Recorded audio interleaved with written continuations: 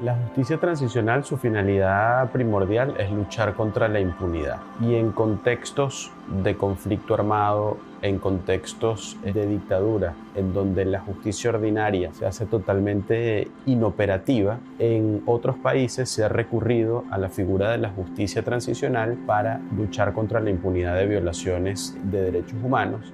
Puntualmente en Venezuela la justicia ordinaria es insuficiente por una razón primordial, y es que no es independiente, y la mayoría de los jueces que están en los tribunales de la República no necesariamente cumplen con los requisitos mínimos establecidos en la ley para impartir justicia. Eso contribuye al futuro en cuanto a que esa herida que se ha generado en la sociedad de alguna manera es sanada.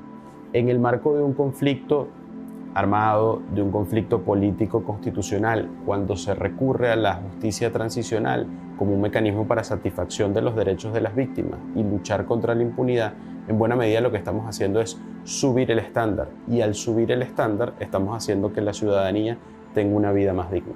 La justicia transicional lo que busca es la justicia posible para momentos de transición, para momentos de cambios de régimen. Lo que tenemos que entender es que si alguien colabora para que un régimen caiga y pasemos a un sistema democrático, a esa persona en un régimen cualquiera se le dan beneficios procesales, lo cual no significa impunidad. No es un caso aislado, estamos hablando de toda una violación sistemática de derechos humanos que ha sido totalmente relegada por los organismos del poder. Se construye el futuro si la justicia no es venganza, porque justicia, que es igual a venganza, no es justicia. Lo que tenemos que tener claro es que la justicia transicional tiene que actuar en base a hechos concretos.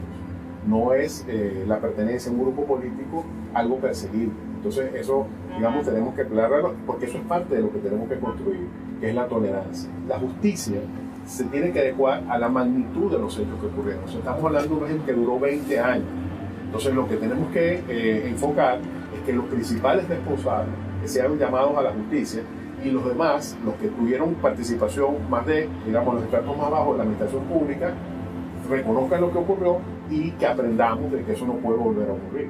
La justicia transicional, solo con verdad, justicia, pero sin reparación y no repetición, no va a garantizar la paz real. Requiere que el Estado se comprometa a reparar a las víctimas porque ha hecho un daño hacia ellas, y frente a eso debe resarcirlo. Es parte de ese proceso de reparación para las víctimas ser escuchadas y saber qué fue efectivamente lo que pasó. La reparación integral lo que quiere decir es que va más allá de la sola reparación económica, incluye la rehabilitación, incluye la posibilidad de satisfacción y garantías de no repetición, incluye temas ya propiamente de la reparación del daño incluso moral, y también aspectos del restablecimiento de los derechos de los bienes y de las libertades cuando esto sea lo que corresponda. La experiencia que hemos tenido con víctimas nos han dicho que la reparación simbólica es para ellos muy importante, que es eso que se habla de una especie de reparación que no es material,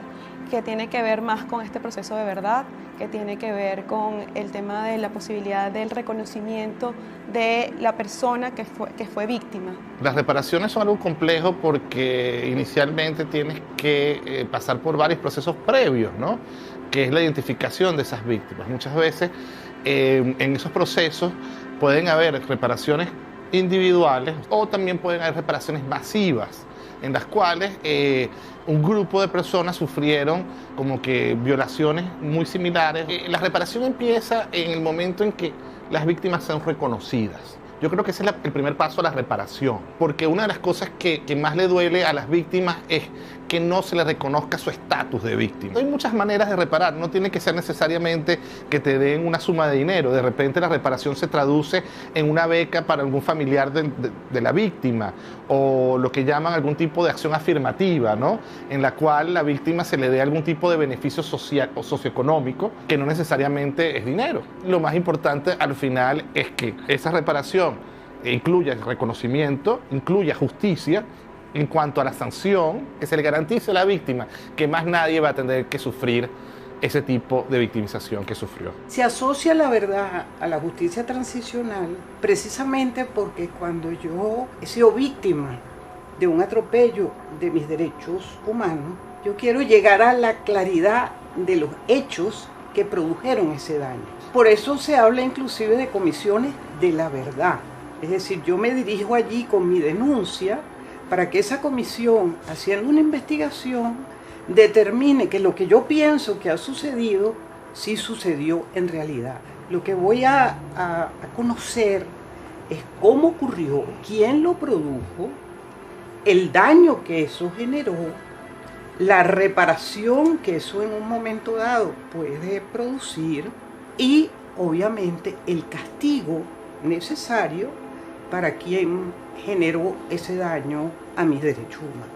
Una comisión de la verdad, o como la querramos llamar, contribuye de alguna manera a generar una tranquilidad social, es empezar a pensar que puedo encontrar al responsable de la violación de mis derechos en un espacio que no sea por propia mano. En este caso sería en una justicia para la transición. Conocer nuestra historia nos va a ayudar a que podamos seguir adelante y no volver a cometer los errores que cometimos en el pasado. Lo importante de saber qué fue lo que sucedió en nuestro país nos permitirá sanar las heridas de lo que venimos haciendo, poder cerrar etapas y así evitar venganzas. La víctima, al enterarse de lo que pasó, al haberse sentido reparada y al sentir que no va a pasar más, hace el duelo de todas las violencias que vivió y todas las violaciones de derechos que sufrió.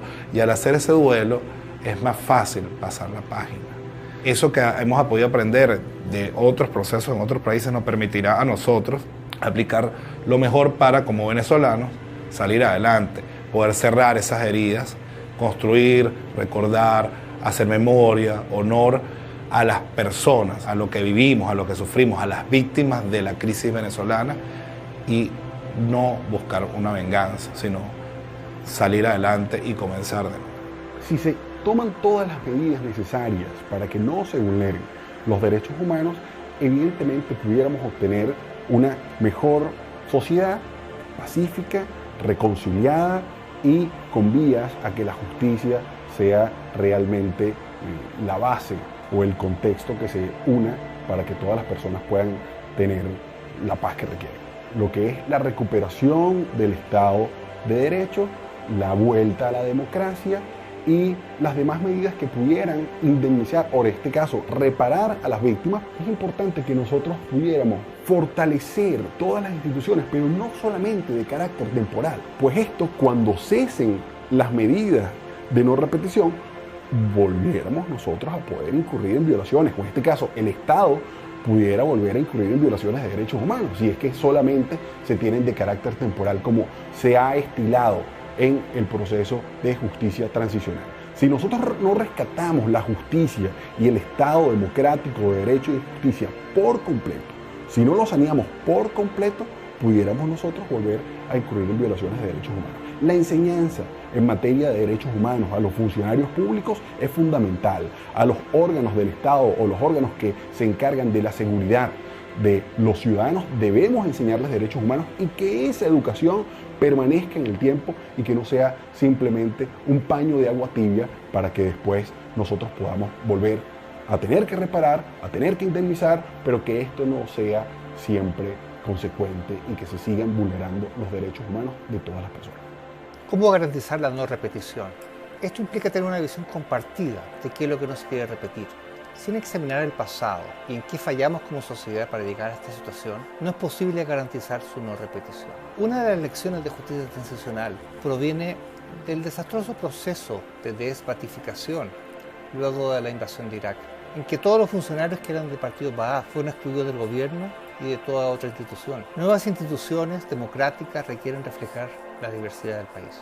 Otra tarea fundamental será la reconstrucción de servicios que respondan a los graves niveles de marginación y a las carencias, especialmente en salud y educación.